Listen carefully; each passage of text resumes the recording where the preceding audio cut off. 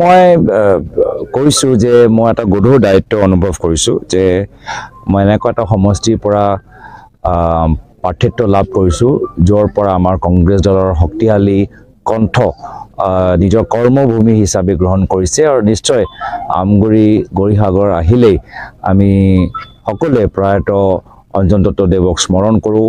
গৌৰীসাগৰ আৰু আমগুৰি টাউনৰ লগত তেখেতৰ এটা বিশেষ সম্পৰ্ক আছিলে। আমাৰ শক্তিশালী দলৰ সভাপতি আছিলে। খুব জোৰদাৰ 2016 চনৰ নিৰ্বাচন সময়ত তেওঁক আমাক নেতৃত্ব প্ৰদান কৰিছিল। অনুভৱী এজন মন্ত্ৰী। আমাৰ পৰিৱেশন বিভাগ কেনেদৰে তেওঁ পৰিবহণ বিভাগ কেনেদৰে তেওঁ সলনি কৰিলে নিজৰ কাৰ্যকালত সকলোৱে আমি এই কথাখিনি মনত ৰাখোঁ আৰু সেইটোৱে আমি নিজৰ জীৱনত গ্ৰহণ কৰিবলৈ বিচাৰোঁ যে এজন ৰাজনীতিবিদে কেনেদৰে নিজৰ মানুহৰ লগত নিজৰ সমষ্টি মানুহৰ লগত কেনেদৰে সম্পৰ্ক ধৰি ৰাখে, কেনেদৰে মৰম স্নেহ আগবঢ়ায় আৰু সমাজৰ প্ৰত্যেক বৰ্গক কেনেকৈ এটা ঘৰুৱা এটা পৰিৱেশ সৃষ্টি কৰে, ঘৰৰ দৰে ঘৰৰ পৰিয়ালৰ দৰে যে এটা ব্যৱহাৰ কৰে। আমি এই অঞ্চলৰ পৰা তেখেতৰ দৰে বিভিন্ন আৰু নেতাসকল আমি পাইছোঁ। প্ৰাক্তন মুখ্যমন্ত্ৰী প্ৰয়াত হিতেশ্বৰ শইকীয়াদেৱে কথাই কওক, প্ৰয়াত শৰৎ শইকীয়াদেৱৰ কথাই কওক, প্ৰয়াত মেম্বৰ গগৈ, প্ৰয়াত ৰূপম কুৰ্মী বাইদেউ, আমাৰ নিশ্চয় প্ৰাক্তন সাংসদ বিজয় কৃষ্ণ হান্দিকদেৱৰ কথাও আজি সকলো আজি এই মহান ব্যক্তিসকলৰ নাম আজি মই স্মৰণ কৰিছোঁ।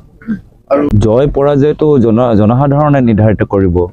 যোৰহাটৰ লোকসভা সমষ্টিৰ জনসাধাৰণে নিৰ্ধাৰিত কৰিব আৰু যিদৰে ৰাইজ ওলাই আহিছে, যিদৰে ৰাইজে আমাক আদৰিছে, যিদৰে ৰাইজে উৎফুল্লিত হৈ ওলাই আহিছে, যোৰহাটতে কওক আজি গোটেই দিনটো আপোনালোকে দেখা পালেই যে ডিমত কিমান মানুহ ওলাই আহিলে।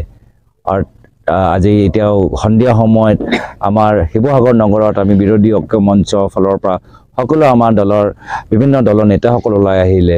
তো সেইটোৱে প্ৰমাণ কৰে যে এবাৰ যোৰহাটৰ ৰাইজ জিকিব, কোনো ৰাৱণৰ অহংকাৰ নিজিকে। এবাৰ আমাৰ সকলোৱে আমি বাস্তৱ ৰাম ভক্ত, আমি এবাৰ জিকিবলৈ ওলাই আহিছোঁ। অলপ কেতিয়াবা ৰাজনীতিৰ পৰা যদি অলপ সময় পায় তেতিয়া অলপ বলিউড চিনেমা, অসমীয়া চিনেমাও তেওঁলোকে অলপ স্ক্ৰিপ্টবোৰ লিখিব লাগে।